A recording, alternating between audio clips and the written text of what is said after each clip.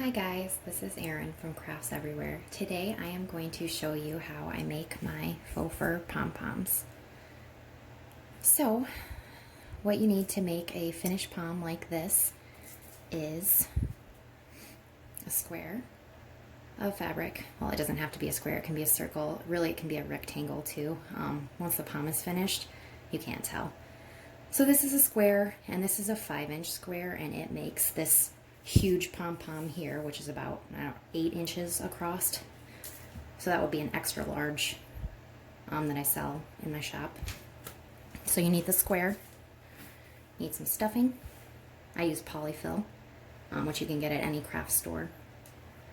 And then you need super sharp scissors. And for the strings on mine, I use nylon cord, which looks like this. And I use that because you can yank on this stuff to your heart's content and it is never going to break.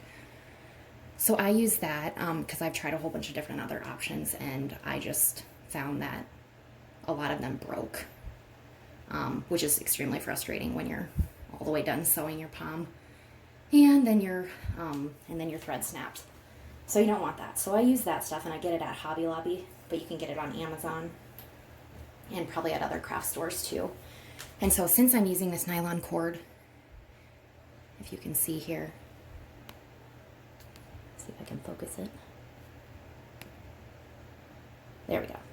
So the ends will fray, so I use a lighter to seal those when I'm done sewing. And then probably the most important thing is a needle. And I got this in a multi-pack at a local craft store, and it's I think the sailcloth needle, and it's got that flat, like curved end, and I found that this one works the best for stabbing through the fabric backing. And then the last thing I use is, this is looking pretty tired, so this is like one of those jar lid helpers that you can, that makes it easier to open up jars, and it's looking it's looking pretty tired right now. But so I use this to yank the needle through the fabric, so for the tougher ones it makes it a lot easier to do. So there's your materials. Now your first step for doing this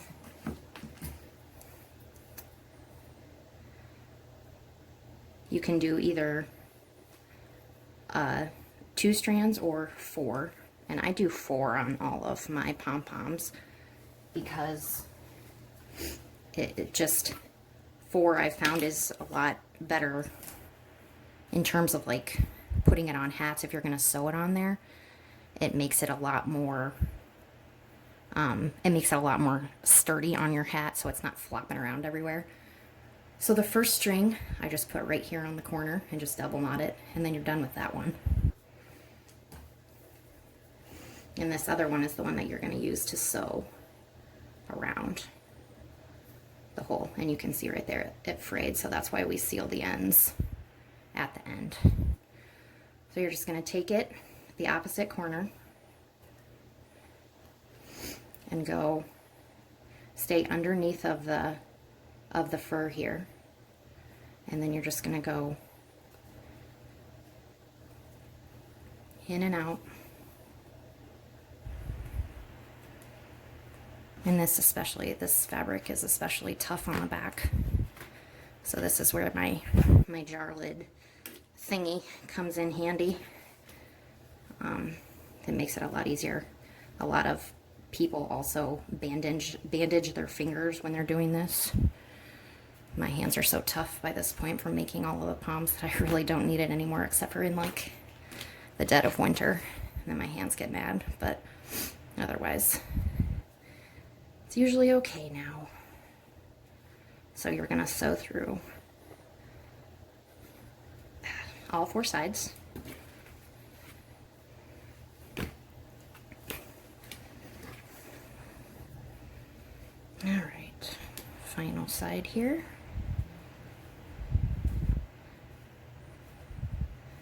And then you want to come up just a little bit of ways from where you started. And I do just about every So there's all sewed. And you can see I do just about somewhere between 1/2 and 3/4 of an inch all the way around the fur. And then you can pull it tight just a little bit. And then you want to get your polyfill. For this particular pom, the fur is so long pile and fluffy that you don't need very much stuffing. It kind of varies for each of my poms. Some of them need more polyfill than others. This just happens to be one that doesn't need very much, but typically about a good handful, maybe a little bit more like that, is what I would use for a lot of my other large, extra large poms. So just put that in, squash it down as much as you can, and then this is where the this is where the yanking comes in. So you want to pull those tight, stuff the stuffing down a little bit more, pull it as tight as you can get it,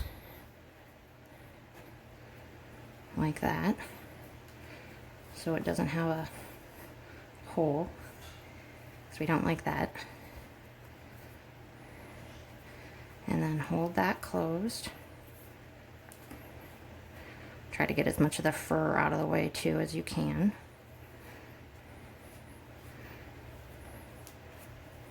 And then, yeah, yank it. Just like that. And then I triple knot it just for extra security. Move the fur out of the way again. That way you can get it all the way down there.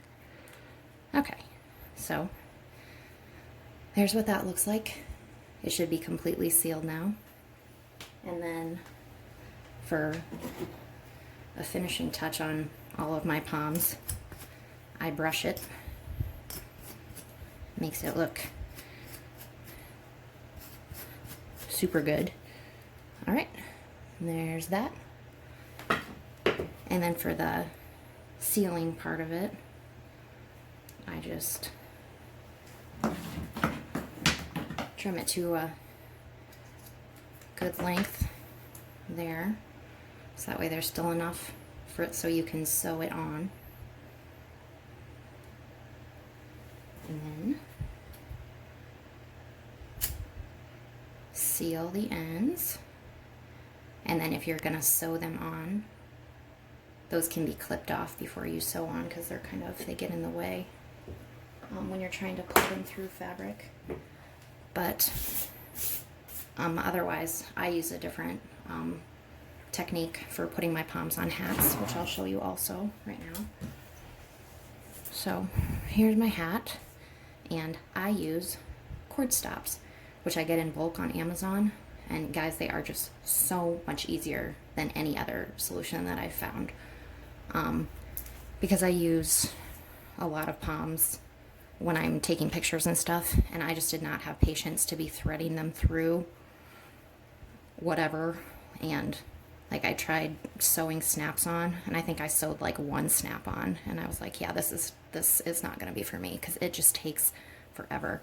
And then when I had that snap sewed on, I didn't even think it was that secure on there, so that technique was definitely not my jam. So all you do is, like you saw, I threaded 2 strands through either side of the top of the hat. Cinch it down so it's centered. Check that out. My kids wear these, and they've never had any complaints about feeling them on your head, and I wear them too, and you can't feel them on your head, and it is so much easier to swap your poms out. So that is how I make and attach my poms. Thanks for watching.